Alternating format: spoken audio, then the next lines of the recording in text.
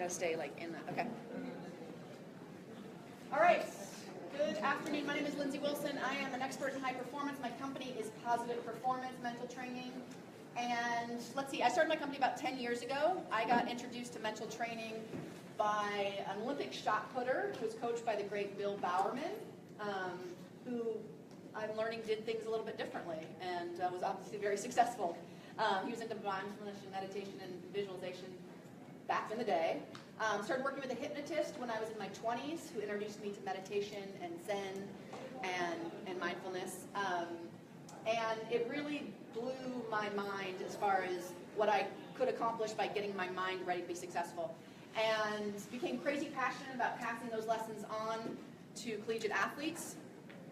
Started a company, was very successful with that, but quickly learned, which will come as no surprise to you guys, that the people that really needed it were the coaches.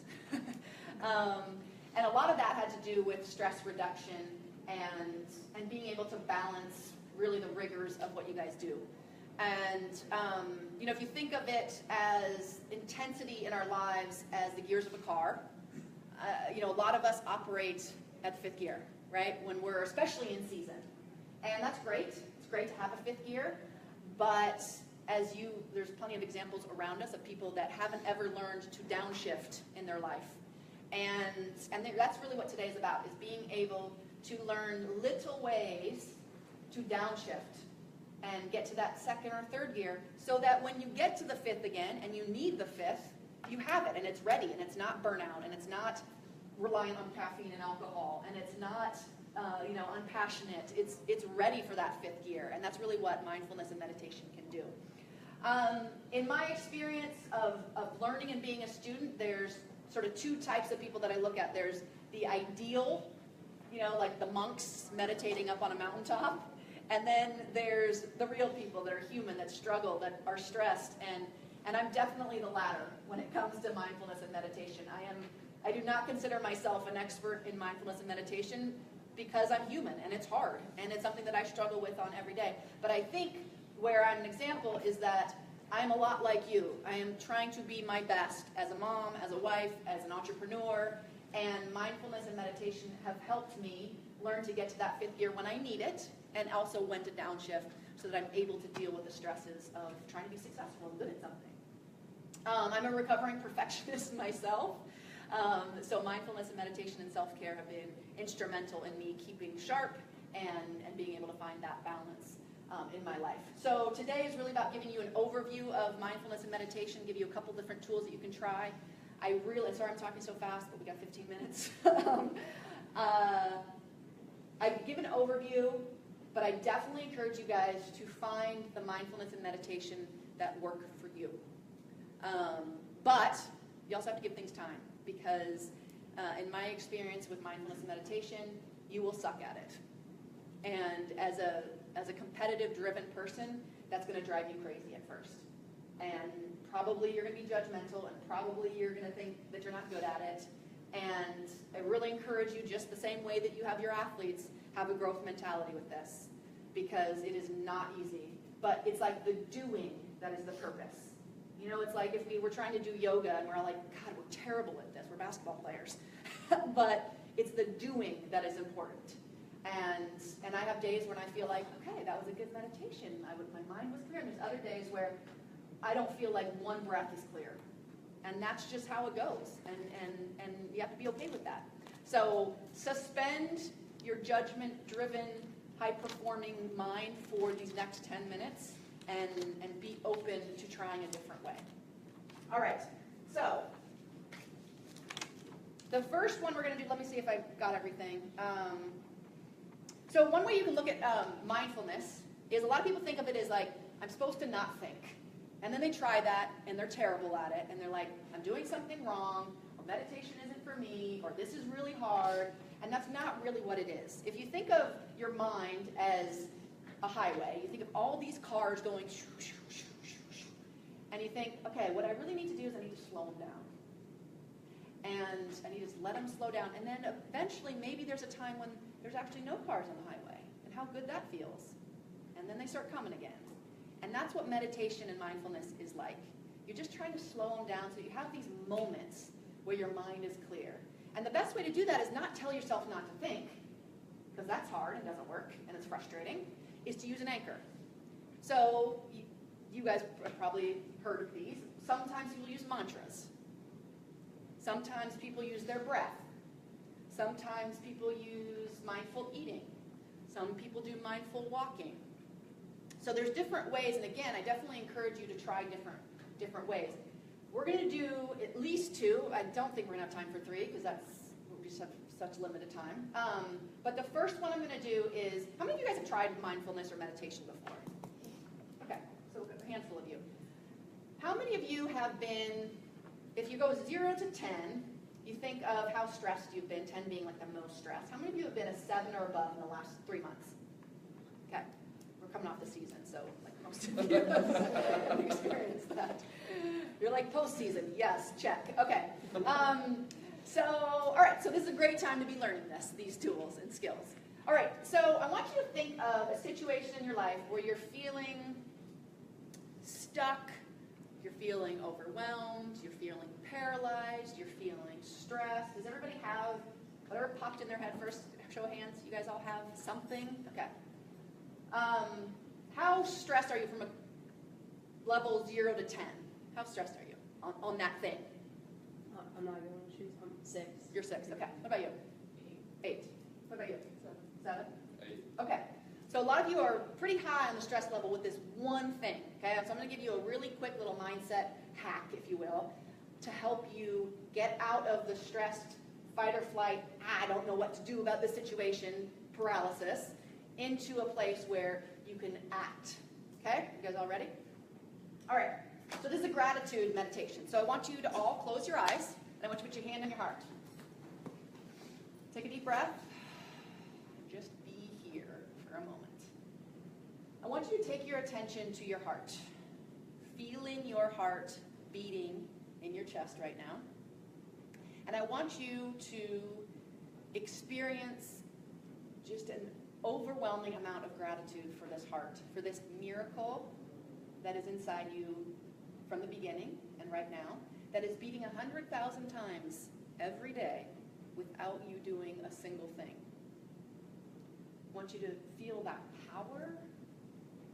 I want you to be in awe. I want you to feel gratitude for this thing that God or the universe or someone blessed you with. And then I want you to take that gratitude to a couple other moments in your life. Maybe they were recently, maybe they were long ago. Times in your life where you feel so grateful for a person or an opportunity or a situation that helped you change or grow. Something that brought you joy and happiness. And just go over those few experiences as if they're happening right now. Seeing what you would see, hearing what you would hear, feeling what you would feel, and again, feeling that enormous gratitude for those situations. Letting your mind just play with that feeling, and then bringing your attention back to your heart. Feeling that heartbeat, steady, powerful, and taking a final deep breath. And opening your eyes when you're ready. Okay, so for those of you that were you were out of 8, now where would your stress level be about that one thing? Okay, went down a little bit, good. Anybody else? Definitely. Yeah, okay. What else? You were on 8 too, right? I think maybe like 2 or 3. Oh, really? Good, awesome, awesome. So the next thing I want you to do is I want you to think about one thing that you could do for all of us about that situation. Is there an action you can take? Is there something that you need to let go of that you've been holding on to? Is there an email or a person or something that you can do or talk to that can help you take a step forward in that situation? And really what we just did is, again, we took you out of fight or flight in that situation, in that stress. I don't even know what to do. I'm paralyzed. This is the worst thing that's ever happened. I don't know what to do. And we put you into an attitude of gratitude that allows you to then see options and be creative and find solutions and take action. And you might think of situations situations with your athletes where this would apply. You know, when they come into your office and they're injured and they feel like there's no hope, or they're not playing and they feel like, you know, it's the end of the world. Or some other situation that probably as adults, you know, we don't see as that big of a deal, but it's huge for them. You guys have experienced this, I know. Putting them in an attitude of gratitude so that they can see solutions instead of you just telling them what to do. So that is one really powerful meditation mindfulness exercise that has to do with gratitude, and that's your anchor is gratitude. So, oh, my phone's over there. Awesome. Okay, so the next thing we're going to do is a breathing exercise. So this time we're going to use our breath, counting our breath as an anchor. So this is one of my favorite exercises that I actually, my hands are freezing. I usually sit down and meditate for like 15 or 20 minutes with a timer. And then I had a baby, and I started another business, and I'm renovating a house, and crazy. And then I realized that I wasn't meditating. And I started with sort of like this judgment of like, but you teach this. And then I realized that like, okay, maybe every day I'm not sitting down and I got my timer on, and by the way, that's the best way to do it, is to pick the same time every day and do it. But I wasn't doing it, I have to admit. So then I was like, okay, what can I do with this busy, crazy life that allows me to downshift here and there, but still works with my schedule? And this is what I came up with. So what I do is I count in for 1 and I count out for 2, and I count to 100. So that's 50 breaths total, but it's a count to 100. By the way, you could do 200 if you wanted. But the nice thing about that is you can break this up throughout your day. So I'll be walking to the train and I'll be like, shit, I didn't meditate today. I'll be like, well, I can do 20 or 30 breaths right now. And so I do it. Or, you know, you're waiting for your staff meeting to start, and you can get in 20 or 30 breaths. If you can get 100 in throughout that day, then you're at your 100, right? So it's like getting in reps. We all love reps, right? Get in your 100 breath reps, and like you're good. So another reason I like this exercise is when your mind wanders, and it will, you can bring it back and you can say, okay, the last thing that I remember is counting to 20, so I'm going to start at 21. And you're just constantly bringing your attention back, and that counting helps anchor you to thinking about that one thing instead of everything else, right? Again, you can do it at any time during the day. You can break it up throughout the day, so it's super simple in that regard. Okay, so any questions on that? You guys know how to do this? You're breathing in. I encourage you to breathe in through your nose and out through your mouth. Some research says that that's more relaxing. So you're going to breathe in through your nose and out through your mouth, and you're going to count 1 and out 2. Count in 3 and out 4. Okay? As slow as you can. Don't, once you start speeding up and thinking that you got to get to a certain number, that's not it. Slow. Let go of judgment. Don't worry about being good at it. No one in this room is good at it, including me. Let's just get that out there, okay? So being good at it is not the point. The point is doing it. When you feel that judgmental mind come up, it's great to be aware of it, and then it's great to let it go. And that's a practice as well, okay? So I want everybody to close their eyes. And I want you to start with that breathing in. 1, breathing out 2. Good. Breathing in 1. Breathing out 2. Counting 3, 4, and so on. You do that on your own.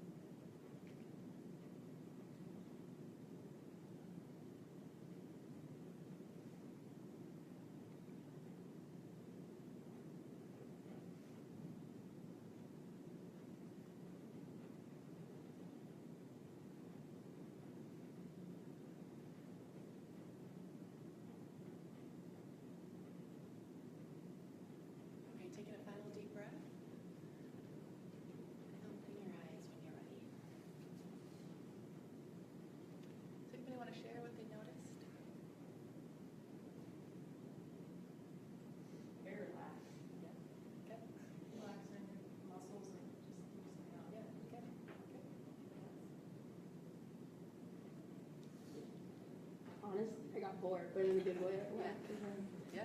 so I was more just trying to stay, Yeah. pay attention. 'Cause Yeah. I'm- You know, you're so used to something, you're used to like, what's going on my phone? What's going on, blah, blah, blah, you know, and you're used to doing things all the time. And that's a really great point. So a lot of people do feel relaxed, they feel less stressed, but some people feel more anxious at first, especially. Because if you think about it, I mean, oftentimes we're keeping busy because we actually don't want to feel our anxiety or our stress or our negative emotions. So we're using other things to fill in that space in our life. And so sometimes when you actually stop, you actually become aware of negative emotions. But you know, my mentor always told me it's like sweeping out your house. You know, you have to actually stop and look at the dirt to notice it, and then you can get it out. Otherwise, it builds up, and all of a sudden you have cobwebs everywhere. And so feeling more anxious, and that's another thing. A lot of people stop. They try meditation or mindfulness, and they're like, "Oh, it's not for me. It makes me feel worse." Well, yeah, in the beginning it does, because you're actually paying attention to your body and your thoughts. But you know, if you don't do that, then you can never deal with those things. And so, if you did feel those things, those negative things, you're not alone.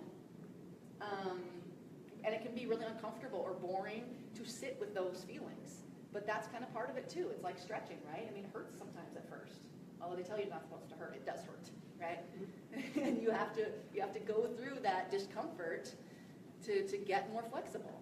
I mean, that's not a concept any of us don't understand, and yet when it comes to our mind, we often feel that first sense of like, this isn't normal, and we feel like we're doing it wrong, and you're not doing it wrong. That's part of it.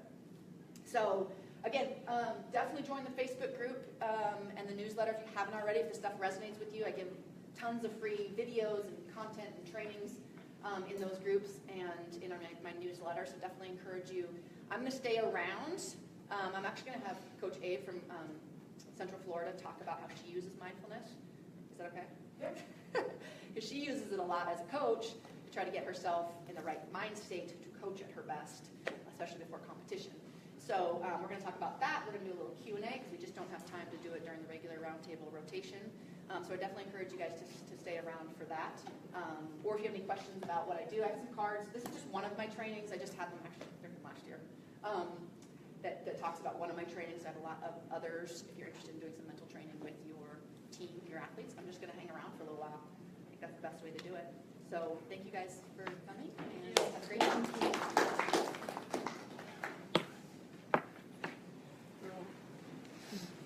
I'm going to be on next.